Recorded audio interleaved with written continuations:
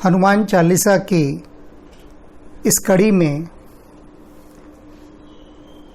हम सुग्रीव और विभीषण पर जो हनुमान जी ने कृपा की उसका वर्णन करेंगे। तुम उपकार सुग्रीव ही कीना, राम मिलाए राजपद दीना। तुमरो मंत्र विभीषण माना, लंकेश्वर भय सब जग जाना। अब सबसे पहले जो बात कहते हैं कि तुम उपकार सुग्रीव ही कीना, आपने हनुमान जी सुग्रीव जी पर बहुत बड़ा उपकार किया। अब क्या उपकार किया भाई? राम मिलाए राजपद दीना, आपने उनको भगवान राम से मिलाया और भगवान राम से मिलने के बाद उनको किष्किंधा का राज्य प्राप्त हुआ, वो किष्किंधा के राजा बने।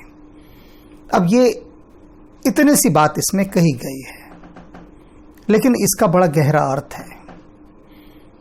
उन पंक्तियों को देखिए जिसमें कहते हैं तुलसीदास जी कि तुम उपकार सुग्रीव ही कीना, राम मिलाए। अब ये पंक्ति इसकी सबसे महत्वपूर्ण कड़ी है कि राम मिलाए। आपने उनको, सुग्रीव जी को कहा कि आपने जो है हनुमान जी ने सुग्रीव जी को राम जी से मिलाया, वरना मिलना संभव नहीं था। तो जो राम मिलाए जो शब्द है, राम से मिला देना, सारा संसार क्या कर रहा है? राम जी से ही तो मिलने का प्रयास कर रहा है ना, कि किसी तरह से राम से मिलना हो जाए। सारे उपाय, सारी जुगत, सारी ध्यान पद्धतियाँ, सारी उपासना, पूजा, मंत्र, अर्चना इत्यादि जो भी कुछ चल रहा है, पूरी दुनिया मारी मारी मंदिरों में जा रही है, अपने अपने उपासना स्थलों में जा रही है। क्यों? राम मिलाए, कोई उस राम से मिला दे, इसीलिए सारी भागा दौड़ मची है, मारा मारी मची है कि राम से बस मिलना हो जाए। लेकिन यहाँ तो हनुमान जी ने मिला दिया। तुम उपकार सुग्रीव ही कीना, राम मिलाए राजपद दीना। अब सुग्रीव जी राम जी से मिलना नहीं चाहते थे। मजेदार बात यह है, जो मैं इस पंक्ति का महत्वपूर्ण पक्ष बता रहा हूं। सुग्रीव इतने भयभीत थे, ऋष्यमुख पर्वत पर रह रहे थे और हर समय ये भय था कि कहीं उनका भाई वाली किसी को भेजकर उन्हें मरवा ना दे, क्योंकि वाली का पूरा प्रयास था कि सुग्रीव की किसी प्रकार से हत्या हो जाए। और अनेक व्यक्तियों को भेजा गया, शस्त्रधारियों को, जो जाएं और सुग्रीव को मार दें। और सुग्रीव ऋष्यमुख पर्वत पर थे, वाली वहां आ नहीं सकता था क्योंकि मतंग ऋषि का शाप था कि वाली उस क्षेत्र में प्रवेश नहीं करेगा।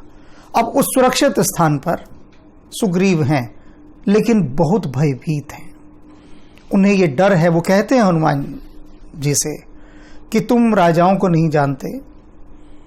राजाओं की प्रकृति ये होती है कि यदि वे किसी स्थान पर स्वयं नहीं पहुंच सकते तो अन्य देशों का सहारा लेकर उनके माध्यम से किन्हीं लोगों को भेजा जाता है और अपना अभीष्ट सिद्ध किया जाता है, यानी अपने शत्रुओं को वे लोग हानि पहुंचाते हैं यदि स्वयं नहीं जा सकते तो इसलिए जब भगवान राम और लक्ष्मण ऋष्यमुख पर्वत की तरफ बढ़ रहे थे कि सुग्रीव जी से मिलना है, और सुग्रीव से मिलने का परामर्श उनको कबंध ने दिया था। अब जब सुग्रीव ने देखा कि दो शस्त्रधारी उनकी तरफ आ रहे हैं तो वो बेहद घबरा गए और उनको एक ही आशंका था कि निश्चित रूप से वाली ने इनको भेजा है मुझे मारने के लिए। और ऐसे समय में वो हनुमान जी से कहते हैं कि हनुमान तुम जाओ। हनुमान उनके मंत्री थे, सुग्रीव के सबसे प्रधान मंत्री। तो वो कहते हैं कि हनुमान तुम जाओ और ये देखो ये कौन है, और तुम अपने इसी वेश में मत जाना, अपना वेश बदल कर जाओ जिससे ये तुम्हें पहचान ना पाए, और इनका पूरा भेद लेकर आओ। हनुमान जो कि मंत्री हैं, सुग्रीव जी के, जाते हैं, सारा कुछ अन्वेषण करते हैं, संतुष्ट होते हैं और उसके बाद राम लक्ष्मण जी को लेकर आते हैं सुग्रीव जी के पास।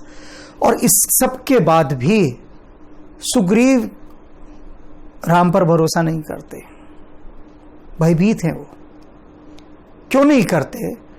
वो मूल्यांकन करते हैं राम का, कि उनको लगता है कि राम एक साधारण वनवासी हैं, राजकुमार हैं कहीं के, तो ये वाली का कैसे मुकाबला कर सकते हैं? वाली तो महाप्रक्रमी और बहुत शक्तिशाली है। तो वो राम जी को बताते हैं कि वाली अति बलशाली है। राम जी को भी वहां अपनी परीक्षा देनी पड़ती है वाली के सामने और सुग्रीव के सामने, आश्वस्त करने के लिए उसे कि तुम निश्चिंत रहो, मैं वाली से कम नहीं हूं। और इतनी सब बातों के मध्य हनुमान जी बराबर सुग्रीव को आश्वस्त कर रहे हैं कि राम आपके सबसे बड़े शुभचिंतक हैं। आपको जो इस प्रकार से पर्वत पर निर्वासित राज्य जीना पड़ रहा है, एक भगोड़े की तरह आप रह रहे हैं। एक जगह हनुमान जी पूछते भी हैं उनसे कि अगर सच में ये वाली के भेजे हुए निकले दोनों शस्त्रधारी तो हम क्या करेंगे, तब बताइए। तो सुग्रीव कहता है तब क्या करना, भागेंगे यहां से। यानी सुग्रीव का एक ही भरोसा है कि भागने में, कि किस तरह से भागे। और हनुमान जी उनको इस दौड़ से रोकते हैं, राम जी से मिलवाते हैं और कहते हैं अब आपकी मंजिल आ गई, अब आपको कहीं नहीं जाना, ये आपका कल्याण करेंगे और आपको वापस किष्किंधा में प्रतिष्ठित करेंगे। और वो राम जी ने किया। तो ये कितना बड़ा उपकार था हनुमान जी का सुग्रीव जी पर, कि उनको पूरी तरह से आश्वस्त करना राम जी के प्रति। तो तब तुलसीदास जी ने इनकी रचना की, तुम उपकार सुग्रीवी ही कीना, राम मिलाए राजपद दीना। अब कहते हैं ना, हनुमान जी सभी मनोरथ को सिद्ध करने वाले होते हैं। को नहीं जानत है जग में कपि संकट मोचन नाम तिहारो। अब ये संकट मोचन थे ना, इनका कितना बड़ा संकट दूर कर दिया सुग्रीव जी का। अब अगला संकट विभीषण जी पर था। विभीषण जी के लिए भी यही बात थी। पहले तो इसमें हो गई तुम उपकार सुग्रीव ही कीना, राम मिलाए राजपद दीना। अब इसी के समानांतर तुमरो मंत्र विभीषण माना।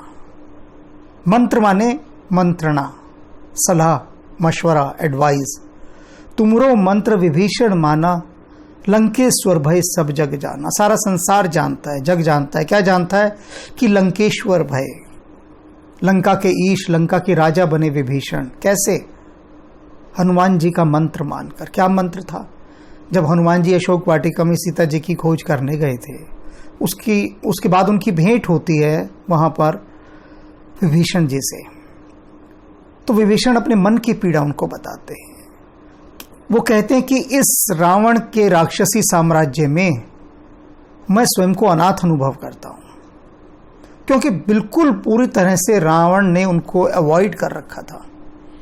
उनके भाई होने के कारण वो राज्यसभा के सदस्य अवश्य थे, लेकिन उनका कोई सम्मान नहीं था। रावण उनकी प्रत्येक बात के लिए उनका अपमान करता था, क्योंकि पूरी लंका के अंदर, लंका क्या थी? एक तानाशाह शासक था रावण, और जो रावण कहता था वही होता था। रावण की डिक्टेटरशिप थी। उसके बीच में सिर्फ एक व्यक्ति, विभीषण, जो रावण की गलत नीतियों का विरोध करता था। रावण जो भी अनैतिक काम करता था, विभीषण ने उसका हर समय विरोध किया और सभा के भीतर, सभा के मध्य किया। और रावण को बड़ी तकलीफ होती थी कि जब चारों तरफ उसकी जय जयकार हो रही है और ऐसे में उसी का भाई उसकी आलोचना कर रहा है, उसको क्रिटिसाइज कर रहा है। विभीषण सदा रावण को यह कहता था कि तुम धर्म के मार्ग पर चलो, अत्याचार मत करो, दूसरे राष्ट्रों को मत सताओ। क्यों तुम अपने साम्राज्य विस्तार की नीति के अंतर्गत दूसरे राज्यों को हड़पते हो, लूटते हो? ये सब मत करो। और रावण को इनसे बड़ा कष्ट होता था, क्योंकि उसके अहंकार को चोट लगती थी। तो ऐसे समय में विभीषण बिल्कुल लंका में अकेले पड़ चुके थे। लंका में रह रहे थे, लेकिन एक प्रकार से उपेक्षित, निर्वासित और बहिष्कृत जीवन जी रहे थे। तब हनुमान जी विभीषण जी को कहते हैं कि मैं आपकी मन की प्रकृति को देखकर ये आपको परामर्श देता हूं कि आपको श्री राम से मिलना चाहिए, क्योंकि वहीं पर आपका उपयुक्त स्थान है। वे गुणों का सम्मान करते हैं, सदाचार का सम्मान करते हैं, व्यक्ति के भीतर जो उसकी करुणा है उसका सम्मान करते हैं। कुल मिलाकर वो प्रत्येक संस्कारी व्यक्ति का सम्मान करते हैं। इसलिए आपको निश्चित रूप से उनकी शरण में जाना चाहिए और वो मैत्री के तल पर आपको रखेंगे। यहाँ पर तो आपको रावण का दास बन के एक तरह से जीवन जीना पड़ रहा है। और उसके बाद वही हुआ कि रावण ने बहुत अधिक अपमानित करके विभीषण को लंका से बाहर निकाल दिया। और विभीषण के मन में भी बड़ा संदेह था कि अब वो राम जी के पास कैसे जाएं, क्योंकि जिनकी पत्नी का हरण जिसके बड़े भाई ने किया हुआ हो, उनका छोटा भाई अगर उनके पास जाए तो उनका स्वागत थोड़ी ना होगा। एक राजनीतिक दृष्टि से देखा जाए तो एक शत्रु देश के राजा का भाई उनके पास जा रहा है, कैसे स्वीकार किया जाएगा। लेकिन इन सब के मध्य हनुमान जी ने अपनी बड़ी महत्वपूर्ण भूमिका निभाई। उन्होंने सबको जोड़ा। जितने भी हृदय के धरातल पर सुंदर व्यक्तित्व थे, सबको लाकर राम जी के साथ जोड़ दिया। तो ये सबसे बड़ी गहराई हनुमान जी की कि वो राम के पास, राम के निकट, राम की शरण में, राम के सानिध्य में, राम की छत्र छाया में पहुंचाने के लिए सबसे सशक्त और उपयुक्त माध्यम है। कहा है ना शुरू में, जय हनुमान ज्ञान गुण सागर, जय कपीसती हूं लोक उजागर। दो शब्द ईशान महेश के बारे में। ईशान जी हिंदी साहित्यकार हैं। इन्होंने भगवान राम और कृष्ण को आधार बनाकर आध्यात्मिक उपन्यास लिखे हैं और लिखते ही जा रहे हैं। इसके साथ साथ ये ध्यान योगी भी हैं, यानी मास्टर ऑफ मेडिटेशन। हिमालय के अनेक रहस्यमयी महायोगियों और सन्यासियों की शीतल छाया में इन्होंने ध्यान योग को प्रसाद रूप में पाया है और अपनी विभिन्न कार्यशालाओं तथा आध्यात्मिक उपन्यासों के माध्यम में से उस प्रसाद को जनमानस में बांट रहे हैं।